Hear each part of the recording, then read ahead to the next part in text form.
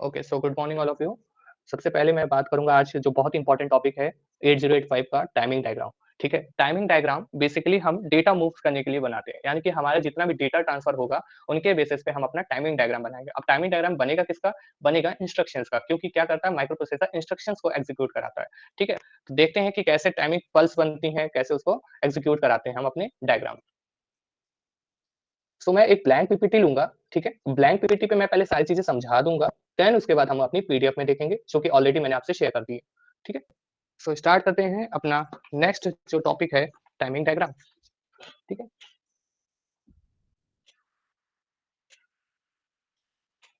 बहुत ध्यान से समझना बेटा, अगर ना समझ में है आप मेरे को बता दें। ठीक है, मैं मैसेज नहीं चेक कर रहा हूँ, अगेन मैं बता रहा हूँ, म्यूट अनम्यूट करके अपने आप को बताना कि क्या क्या चीजें हैं, कि क्या चीजें नहीं समझ में आई। ठीक है,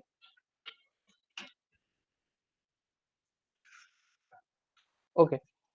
सो सबसे पहले हम टाइमिंग डायग्राम में किसका पढ़ेंगे? डेटा ट्रांसफर ग्रुप का। ठीक है, हमें इसी का ही पढ़ना है बेसिकली, डेटा ट्रांसफर ग्रुप।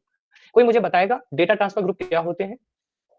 क्योंकि हमने देखा है इंस्ट्रक्शन को, टाइप्स देखे थे, जिसमें डेटा ट्रांसफर इंस्ट्रक्शन देखा था, एएलयू इंस्ट्रक्शंस देखा था। ठीक है, आपका प्रोग्रामिंग इंस्ट्रक्शंस देखा था, लॉजिकल इंस्ट्रक्शंस देखा था। तो कोई मुझे बताएगा डेटा ट्रांसफर इंस्ट्रक्शंस क्या होती है, डेटा ट्रांसफर ग्रुप क्या होता है? तो जैसे एमवीआई जैसे उसमें किया था हमने सिमुलेटर में। ओके, आपने कहा कि एमवीआई, एमवीआई का मतलब हो गया मूव इमीडिएटली। ठीक है, यानी कि आप कहना चाह रहे हो कोई भी कंटेंट हम जो एक जगह से दूसरी जगह अपने डेटा को या कोई भी मेमोरी को या उसकी मेमोरी के अंदर के जो डेटा है या कोई एड्रेस को हम ट्रांसफर करें। ठीक है, तो पहला उसमें जो हमारा पहला जो आता है जिसे हमें पढ़ना है वो आता है इंस्ट्रक्शन मूव R1, R2। अब इस इंस्ट्रक्शंस के बारे में कोई बता सकता है क्या कहना चाह रहा है? सर R2 का डेटा R1 में मूव करना। वेरी गुड, यानी कि आपने बोला मूव डेटा, डेटा का मूवमेंट हो रहा है, कहां से हो रहा है? R2 से R1 हो रहा है, यही चीज हो रही है। मैंने यहाँ पे R2 होना चाहिए, अगर आप इधर R1 लिखोगे इधर R2, यानी कि मैं लिख देता हूँ यहाँ पे, तो ये हो जाएगा R2 से R1। अगर आप ये इस तरीके से लिख रहे हो R2 से डेटा R1 जा रहा है, तो यानी कहने का मतलब क्या हो रहा है? Move the content of one register to another register. इतनी चीज क्लियर हो गई सभी को, जो चीज आपको पता है पहले से? क्लियर है ना इतनी चीज? Yes sir. ठीक है, अब बात करते हैं इसके सीक्वेंस की।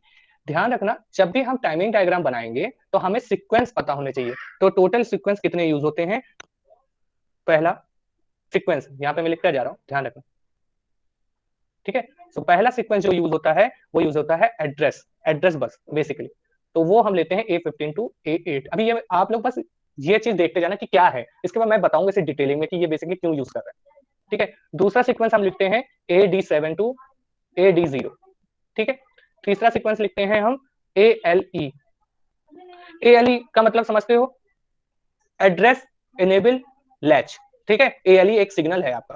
ठीक, चौथा आप यूज करते हो सीक्वेंस रीड सिग्नल। पांचवा सिग्नल यूज करते हो राइट सिग्नल, और छठा यूज करते हो आपका IO मेमोरी।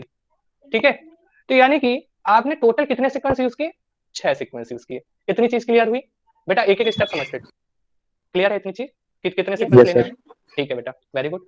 सो अब बात करते हैं ये सीक्वेंस किस ऑर्डर में लिखना है, सबसे मेजर बात, किस ऑर्डर में लिखना। तो ये स्टार्टिंग के 3 जो सीक्वेंस हैं ये आप इसी ऑर्डर में लिखोगे, इसका ऑर्डर चेंज नहीं करोगे। ठीक है, ऑर्डर नॉट चेंज। ठीक है, पहली चीज अब मैंने बताया कितने सीक्वेंस यूज करने टाइमिंग डायग्राम में, 6 सीक्वेंस। और दूसरी चीज मैंने ये बताई कि ये जो ऑर्डर मैंने जिस ऑर्डर में लिखे हैं, तो स्टार्टिंग के जो 3 हैं, स्टार्टिंग के 3 कौन कौन से हैं? A15 to A8, AD7 to AD0 और ALE। ये स्टार्टिंग के जो 3 हैं इनके ऑर्डर आप चेंज नहीं करोगे। ठीक है, अब बात करते हैं रीड राइट IOM। ठीक है, ये आपके जो सीक्वेंस है ये कैसे भी आप लिख सकते हैं। ठीक है, एनी राइट, ठीक है, टू एनी सीक्वेंस। इतनी चीज क्लियर सभी को? पहली चीज ये 6 सीक्वेंस है, दूसरी चीज हमने ये जो स्टार्टिंग के 3 है इन्हें फिक्स कर रखा है, यही सीक्वेंस आने चाहिए हर टाइमिंग डायग्राम। जो भी इंस्ट्रक्शन आएगा उसके सारे टाइमिंग डायग्राम में ये 3 स्टार्टिंग के होंगे होंगे। उसके बाद जो बाकी जो 3 बचे वो आप किसी भी सीक्वेंस में लिख सकते हो, चाहे आप IOM पहले लिख दो, फिर रीड बाद में लिख दो, राइट बाद में लिख दो, या रीड पहले लिख दो, राइट बाद में लिख दो, IOM बाद में लिख दो, जैसा भी आपको सही लगे। ठीक है, लेकिन आपको एड्रेस दोनों और प्लस ALE, ALE का मतलब हो गया एड्रेस लैच। जो इनेबल करते हैं हम एड्रेस लैच को, ठीक है, वो हमारा ALE एक सिग्नल है। तो ये तीनों हमारे एक साथ ही आएंगे, ठीक है। एड्रेस वाली बात जो होगी, एड्रेस डेटा बस या ALE की बात होगी, वो तीनों सीक्वेंस में आएंगे, ठीक। अब बात करते हैं आगे। इतनी चीज होने के बाद नेक्स्ट हम मतलब नेक्स्ट चीज पे आते हैं। जब हमें सीक्वेंस मिल गया, ऑर्डर मिल गया, तो हम यूज करेंगे 3 एलिमेंट अपने डायग्राम को बनाने के लिए। 3 elements are used for timing diagram. हम यूज करते हैं अपने टाइमिंग डायग्राम में, तो वो देखो सबसे पहला एलिमेंट आएगा आपका OF, ठीक है। दूसरा एलिमेंट आएगा आपका MR, ठीक है। और तीसरा आएगा आपका MW। अब आप लोग इसका, ये मैंने मेमोनिक लिखा हुआ है, इसका फुल फॉर्म बता सकते हैं आप लोग? ये है operation fetch, memory read, memory write. तो हम इसको ऑपरेशन की जगह पे हम इसको बोल देते हैं ऑप कोड फैच, ठीक है। ऑप कोड फैच, गलत वो नहीं है जो आपने बोला, वो गलत भी नहीं है, वो सही है, उसको बोल सकते हैं ऑपरेशन फैच। चाहे ऑपरेशन क्या करते हैं, ऑप कोड ही कहलाते हैं, ठीक है। इसको हमने बोला मेमोरी रीड, और ये हो गया मेमोरी राइट, ठीक है। तो opcode fetch, memory read और memory write. Opcode fetch में जब भी हम बात करेंगे इंस्ट्रक्शंस की, तो कितने टाइमिंग सिग्नल्स या कितने टाइमिंग क्लॉक्स बनेगी, ये देख लो, ये फिक्स रहती है। 4 टाइमिंग क्लॉक बनेगी, 4 टाइमिंग क्लॉक बनेगी इसमें, या हम इसे ऐसे बोल सकते हैं 4T, ठीक है। मेमोरी रीड की जब बात करेंगे तो हम 3 टाइमिंग क्लॉक यूज करेंगे, ठीक है। 3 टाइमिंग क्लॉक यानी कि 3T की बात करेंगे। मेमोरी राइट की जब बात करेंगे तो हम यानी कि 3 टाइमिंग क्लॉक की बात करेंगे, ठीक है। तो यानी कि 3T। तो हमेशा ध्यान रखो, जब भी हमारा कोई इंस्ट्रक्शन आएगा तो ये 3 एलिमेंट यूज होते हैं। लेकिन अब इंस्ट्रक्शंस को देख के हम ये पता करते हैं क्या उसमें मेमोरी रीड यूज हो रहा है, क्या उसमें मेमोरी राइट यूज हो रहा है, क्या उसमें ऑप कोड फैच यूज हो रहा है, क्या ये 3 एलिमेंट तो यूज करने हमें अपने टाइमिंग डायग्राम पे, ठीक है। तो उसके लिए हम पहले ये देखेंगे इंस्ट्रक्शन में क्या क्या चीजें यूज हो रही है, ठीक। तो सबसे पहली चीज जो आपको नोट याद रखनी है, हर इंस्ट्रक्शन के टाइमिंग डायग्राम में ऑप कोड फैच आएगा ही आएगा।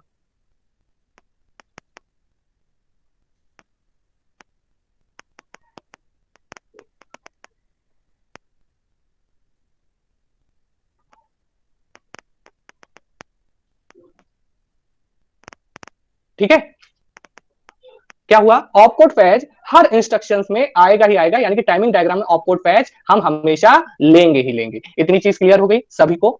मैं फिर से रिपीट करता हूं एक बार आपको, जिससे सारी चीजें सीक्वेंस में याद रहे।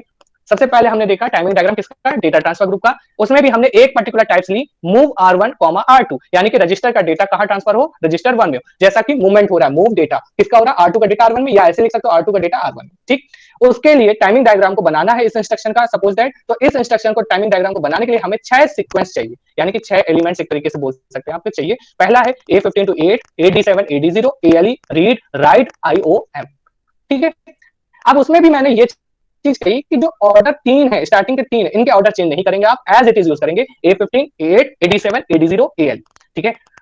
फिर उसके बाद बाकी के जो 3 है, रीड, राइट, IOM, ये किसी भी सीक्वेंस में आ सकता है, ठीक है। आप किसी भी सीक्वेंस पे से लिख सकते हैं। फिर हमने कहा जब ये आपने एलिमेंट यूज किए तो टाइमिंग डायग्राम इन 3 एलिमेंट का यूज करके बनता है, op code fetch, memory read, memory write, ये इंस्ट्रक्शन। अब इसमें भी मैंने एक चीज और कंपल्सरी कर दी कि ऑप कोड फैच आपका यूज होगा ही होगा, हर इंस्ट्रक्शन फैच तो जरूर करेगा, ठीक। फैच करने के बाद ये हम पता करेंगे कि वो रीड कर रहा है या वो राइट कर रहा है। अगर वो उसमें मेमोरी रीड हो रहा है, मेमोरी का डेटा कहीं भी रीड आउट हो रहा है, तब फिर रीड हो गया। मेमोरी राइट हो रहा होगा तो मेमोरी राइट कर देंगे, ठीक है। वो हम अपने इंस्ट्रक्शंस को देख के करेंगे।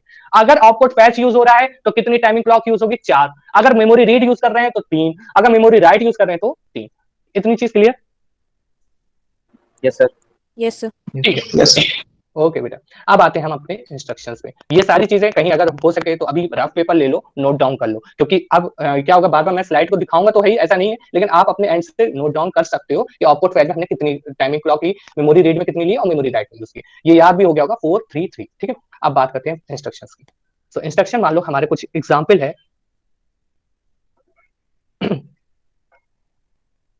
मूव B, C, ठीक है। कहने का मतलब क्या हुआ, कोई बताएगा? देखो अब मैंने इंस्ट्रक्शन चेंज किया, एग्जांपल लिया, मुझे इसका डायग्राम बनाना है, 8085 में टाइमिंग डायग्राम इस इंस्ट्रक्शन का बनाना है, तो इसका कहने का मतलब क्या हुआ, बताओ।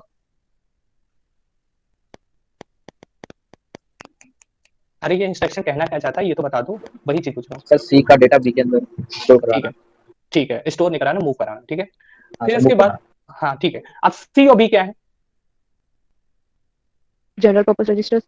Very good, general purpose register. और अभी इससे पहले मैंने किसका हमने हाईलाइट किया था, हमने हाईलाइट किया था R1 R2, ये भी क्या थे, रजिस्टर थे। तो आपको ऐसे ही समझना है, जब इंस्ट्रक्शन हमारा कुछ इस टाइप में लिखा हो, मूव B, C, तो यानी कि हम दो रजिस्टर का यूज कर रहे हैं और उसको क्या कर रहे हैं, डेटा को ट्रांसफर कर रहे हैं। क्यों, किन का यूज करके, रजिस्टर का यूज करके। तो आपको इंस्ट्रक्शन ऐसे आइडेंटिफाई करना है। ठीक, दूसरी चीज, अब इसमें सबसे पहले क्या क्या सीक्वेंस आएगा। अच्छा, एक चीज और है जो कॉमन है, जो आपको पता होनी चाहिए, जब हम टाइमिंग डायग्राम बना रहे हैं तो क्लॉक तो यूज होगी ना, ये चीज तो पता ही है ना। टाइमिंग डायग्राम में क्लॉक तो यूज होती ही है। क्लॉक क्यों यूज होती है, हमने बात की थी सिंक्रोनाइज की, तो सिंक्रोनाइज में क्लॉक पल्स बताया था। ठीक है, क्लॉक पल्स में क्या बताया था, सीपी की वैल्यू अगर 0 होती है तो डीएक्टिवेट होता है, सीपी की वैल्यू अगर 1 होती है तो वो एक्टिवेट कंडीशन में होता है। ऐसा हमारा टाइमिंग डायग्राम कहता था। और टाइमिंग डायग्राम हमारा सिंक्रोनस में यूज होता था। एसिंक्रोनस में हम क्लॉक पल्स का यूज नहीं करते थे अपने डेटा को ट्रांसफर करने। लेकिन यहाँ पर क्या है, डेटा ट्रांसफर हो रहा है, डेटा ट्रांसफर हो रहा है, तो यानी कि क्लॉक पल्स का यूज करेंगे, क्लॉक पल्स का यूज करेंगे तो यानी कि क्लॉक रहेगी। ठीक है, तो क्लॉक रहेगा, सीक्वेंस में ऐड कर लेना, clock A15 to A8, AD7 to AD0, ALE, read, right, IOM, ये सीक्वेंस हमेशा याद रखना। ठीक है, क्लॉक हमेशा टॉप पे रहेगी। ये भी जो स्टार्टिंग के जो मैंने कहा था 3 चेंज नहीं होंगे, तो अगर ये क्लॉक को आप 1 ले लोगे तो स्टार्टिंग के 4 आपके चेंज नहीं होंगे। ठीक है, एज इट इज रहेंगे। तो अब इसका टाइमिंग डायग्राम बनाते हैं, मूव B, C का। तो सबसे पहले हमने क्या किया, यहाँ पर सीक्वेंस लिखा। सीक्वेंस कौन सा आएगा, CLK, ठीक है, A15 to A8, ठीक है, उसके बाद AD8, AD7 सॉरी, AD0, ठीक है, उसके बाद ALE। आपके नोट्स में यहाँ पे हो सकता है मैंने 8 लिख दिया हो, 8 मत लिखना, यहाँ पे 7 होगा। ठीक है, D0 से D7 हो सकता है मैंने गलती से लिख दिया होगा यहाँ पर। ठीक है, मेरे जितना ध्यान में आ रहा है नोट्स में मैंने शायद यहाँ पर 8 लिख दिया गलती से, तो यहाँ पे 7 होगा, क्योंकि 8 यहाँ से फिर से स्टार्ट हो रहा है। ठीक है, तो ALE हो गया, फिर उसके बाद रीड हो गया, फिर उसके बाद राइट हो गया, फिर उसके बाद IOM हो गया। ये 6 सीक्वेंस क्लियर है सभी को? यस। ठीक है बेटा, इसको मैंने कुछ इस टाइप में खींच दी लाइन। अब सबसे पहले कौन से एलिमेंट यूज करने हैं, 3 एलिमेंट यूज करने। 3 एलिमेंट में क्या यूज करना है, पहला element opcode fetch. Very good, opcode fetch, opcode fetch use होगा। ठीक है, ठीक, तो यानी कि हम ऑपकोड फैच यूज कर रहे हैं। तो दिव्या कितनी क्लॉक साइकिल यूज करेंगे इसमें? Sir 4 timing. Very good, 4 timing. तो यहां पे हमने बना लिया T1, T2, T3, T4। ठीक है, और इसे यहां पे स्टॉप कर दें।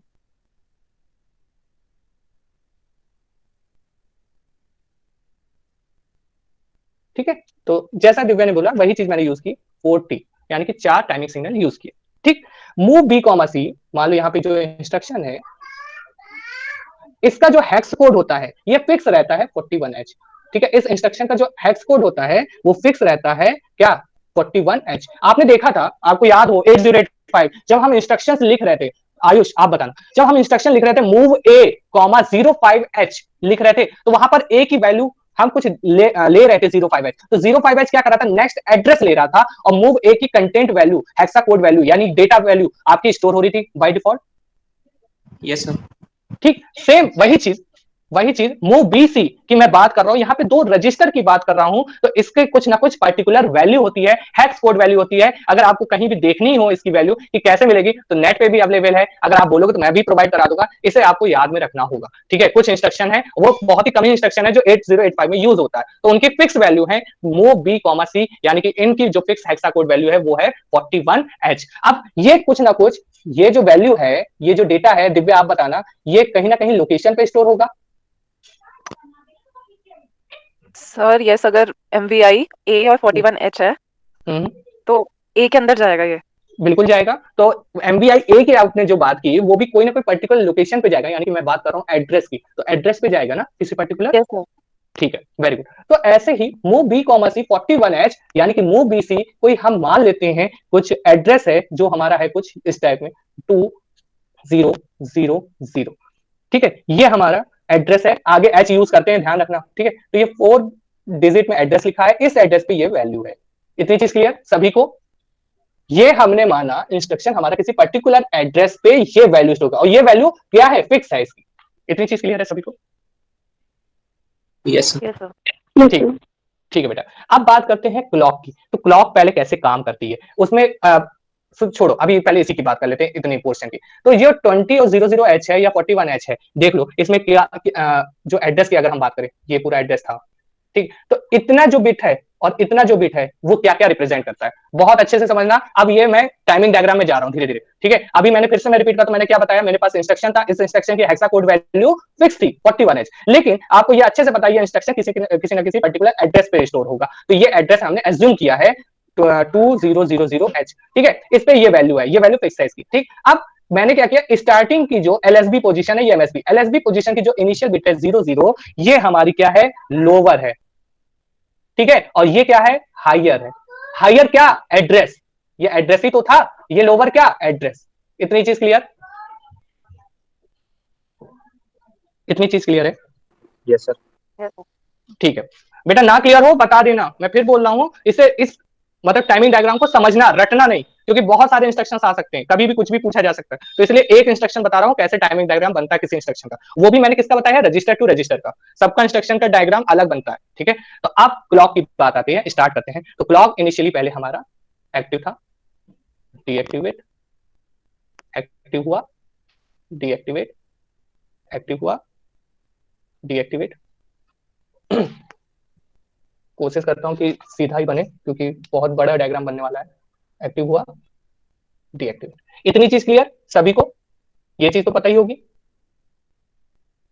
इतनी चीज क्लियर है, ये कॉमन ऐसे ही बनना है हमेशा, ठीक है, क्लियर है? Yes sir.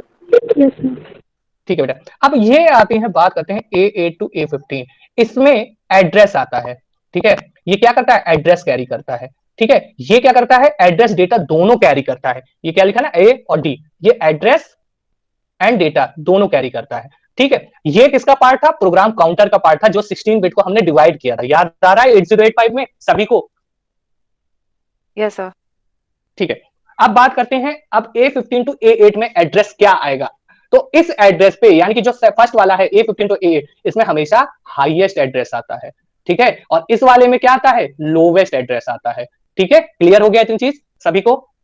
A15 to A8 में हाईएस्ट एड्रेस आता है, और AD7 to AD0 में लोवेस्ट एड्रेस आता है, और लोवेस्ट एड्रेस के साथ साथ और क्या आएगा, उसकी वैल्यू आएगी, यानी कि डेटा वैल्यू आएगी। अब बात करते हैं A15 to A8 को कैसे हम रिप्रेजेंट करेंगे। तो ये जो हमारे टाइमिंग है T1, T2, T3, T4, इन चारों में, इन चारों टाइमिंग क्लॉक में क्या आएगा, हाईएस्ट एड्रेस आएगा। तो हाईएस्ट एड्रेस कितना है हमारे पास,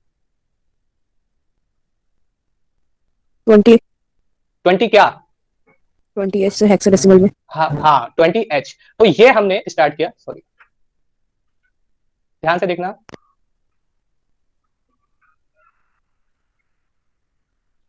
ये आ गया 20H, ठीक। अब कई लोग कह रहे हैं सर क्या जरूरी है यहीं से स्टार्ट करें, बिल्कुल नहीं, आप यहां से भी स्टार्ट कर सकते हो, यहां से बना के कर दो, आप यहां तक भी ला सकते हो, यहां तक भी ला सकते हो, लेकिन आपको यह दिखाना है इन चारों पर क्या आ रहा है, हाईएस्ट एड्रेस आ रहा है 20H। इतनी चीज क्लियर सभी को,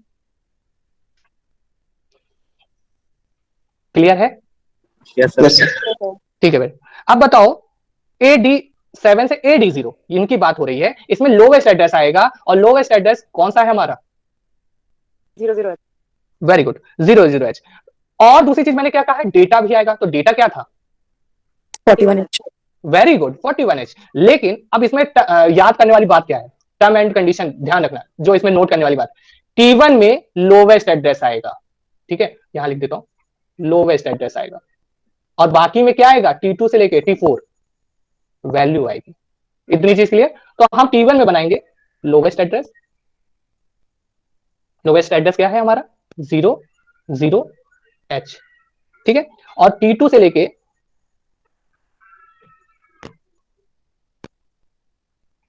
T4 तक हमारा क्या आई, वैल्यू आई, और वैल्यू क्या थी हमारी, 41H। इतनी चीज क्लियर हुई? Yes sir. Yes sir. Okay, very good. अब बात करते हैं ALE की।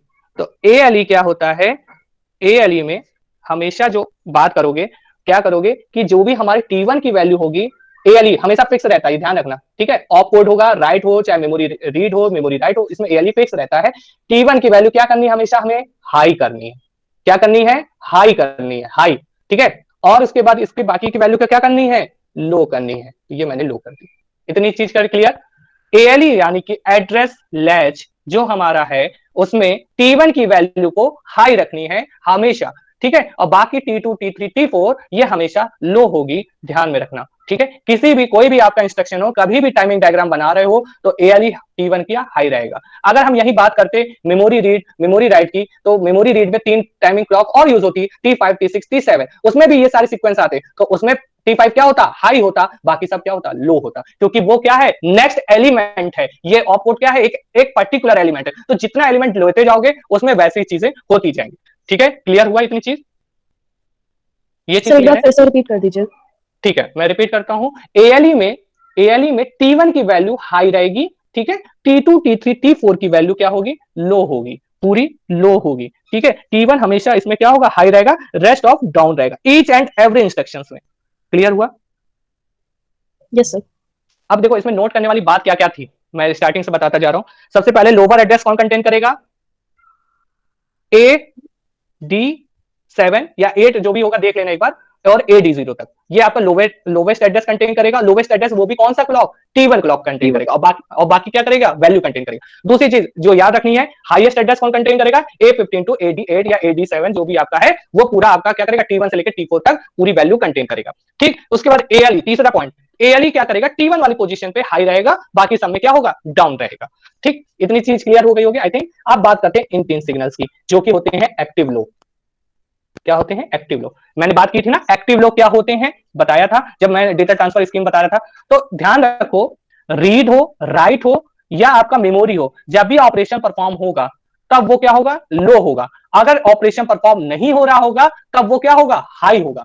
क्लियर है? रीड हो, राइट हो, मेमोरी हो, जब भी ऑपरेशन परफॉर्म कर रहे होंगे तो लो होंगे, अदरवाइज वो क्या होंगे, हाई होंगे। इतनी चीज क्लियर?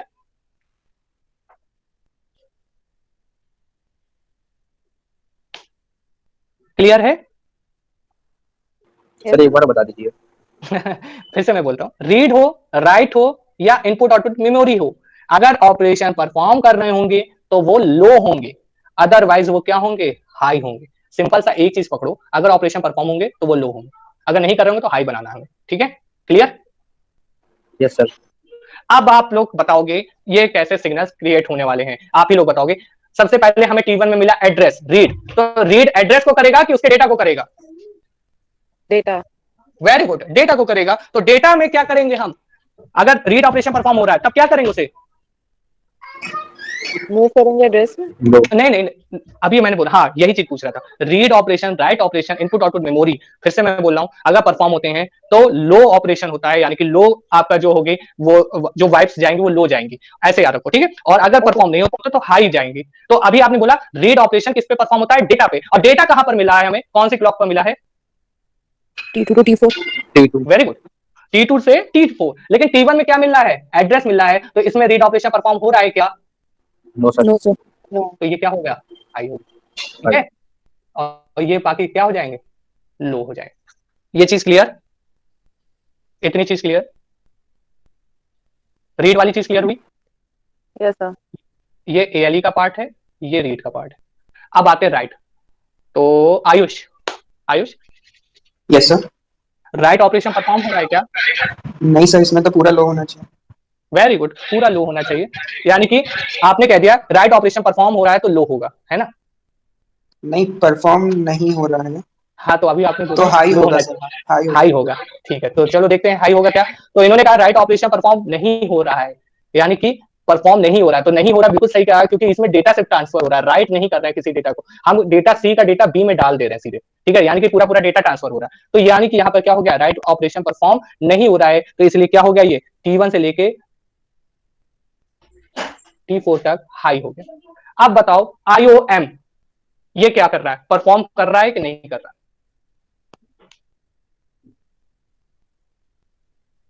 बेटा दिमाग लगाओ, अगर दिमाग नहीं लगाओगे तो ऐसे रट लोगे तो रटने से कुछ नहीं होगा। बहुत सिंपल से डायग्राम है इसकी।